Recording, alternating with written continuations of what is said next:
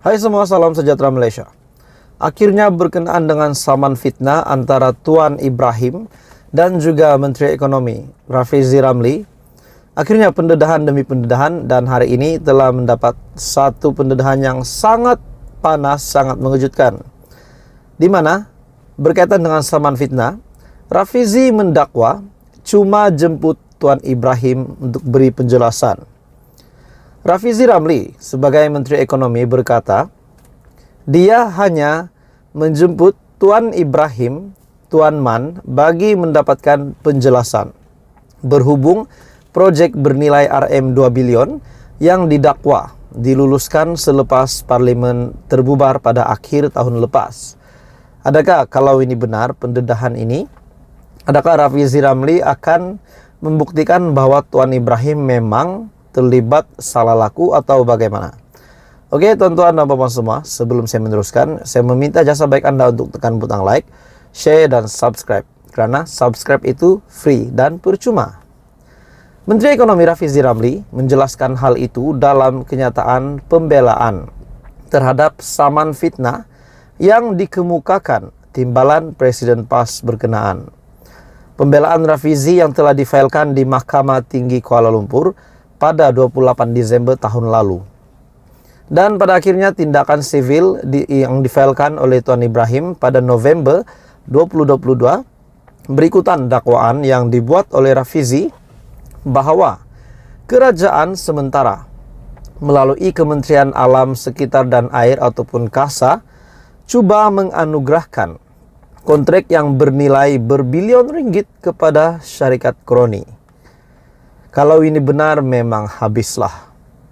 Menurut dokumen pembelaan yang dilihat Malaysia kini, Rafizi Ramli menafikan kenyataannya yang dibuat semasa dua sidang media di Ibu Pejabat PKR di Petaling Jaya, Selangor pada 7 dan 9 November tahun lepas. Itu adalah fitnah atau dilakukan dengan niat jahat. Defendant menegaskan dia membangkitkan isu itu untuk tujuan perhatian umum serta wacana awam yang sihat.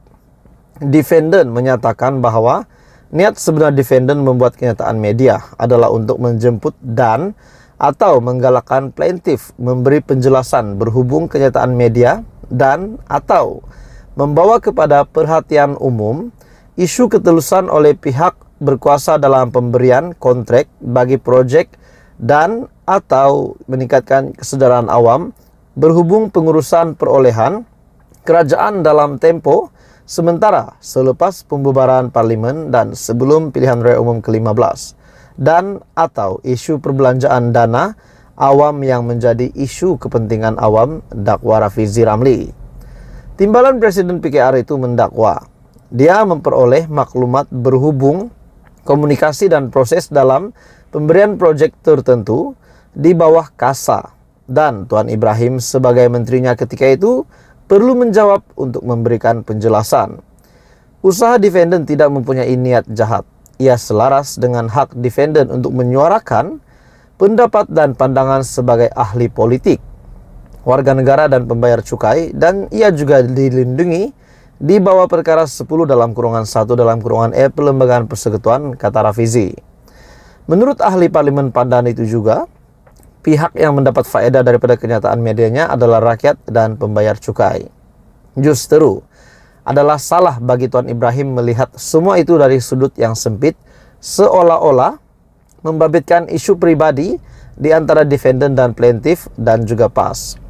Sementara itu, sebagai menjawab pembelaan Rafizi, Tuan Ibrahim antara lain menegaskan Rafizi membuat dakwaan palsu atas kapasitinya sebagai ahli politik dan calon pandan semasa tempo kempen PRU 15. Melalui dokumen yang telah difailkan ahli Parlimen Kubang Kerian pada 19 Januari lalu, beliau mendakwa hujah itu dikuatkan lagi oleh Rafizi yang didakwa mengakui tidak berniat untuk membuat laporan polis kepada SPRM, sebaliknya menunggu sehingga partinya memenangi PRU dan membentuk kerajaan. Hai semua, salam sejahtera Malaysia. Hari ini tuan-tuan dan puan semua, satu keputusan paling mengejutkan yang telah didedahkan oleh SPRM. Seperti yang kita sudah tahu, Hampir setiap hari ada saja kerja, ada saja pengumuman, pendedahan, penangkapan yang dilakukan oleh SPRM. Hari ini satu pendedahan yang paling menarik. Kerani seorang pemimpin ini dicurigai memiliki 4 kendaraan yang mewah, termasuklah jenis Rolls-Royce Phantom yang berharga Rm6 juta. Itu salah satu daripada 4 kendaraan itu. 3 kendaraan lagi kita tidak tahu berapa nilainya. Dan akhirnya pemimpin ini telah dicurigai memiliki 4 kendaraan mewah, termasuklah jenis Rolls-Royce Phantom yang berharga Rm6 juta. Siapakah pemimpin ini? Kita teruskan bersama di dalam channel ini. Tapi sebelum itu, jangan lupa tekan butang subscribe, karena subscribe itu percuma. Bantu saya untuk kembangkan channel ini, dan bolehlah tekan like dan share video ini. Seorang kerani dicurigai memiliki 4 kendaraan mewah, termasuklah jenis Rolls-Royce Phantom yang berharga Rm6 juta. Seorang anggota immigration grade 19 dikesan memiliki 4 kendaraan mewah, termasuk jenis Rolls-Royce Phantom yang berharga sekitar Rm6 juta, dipercayai hasil kegiatan haram salah guna cap di pintu utama negara. Perkara itu akhirnya terbongkar selepas SPRM melakukan siasatan berikutan penahanan 28 anggota dan pegawai imigresen di Selangor dan Johor sejak Selasa yang lalu.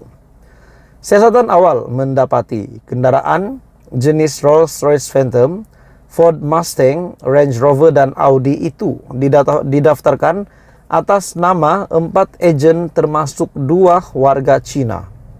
Mereka adalah ejen pekerja asing warga Cina yang beroperasi di negara ini. Agak mengejutkan, seorang anggota immigration grade 19 yang bergaji bawah Rm4.000 mampu memiliki kesemua kendaraan mewah tersebut. Apa komen Anda? Adakah itu satu perkara yang normal atau tidak normal?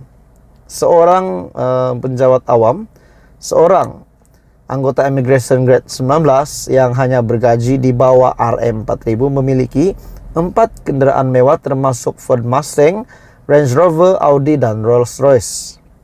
Siasatan akhirnya mendapati kendaraan-kendaraan mewah yang digunakan anggota berusia 31 tahun itu adalah sebagai balasan kerana membantu membuat setting counter di pintu utama negara.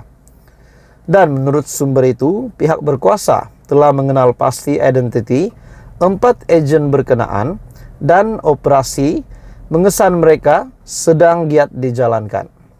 Sementara itu, SPRM menahan seorang pegawai immigration dan 3 lagi ejen pekerja asing bagi membantu siasatan kes rasuah salah guna pengesahan cap di pintu utama negara menerusi Ops Selat.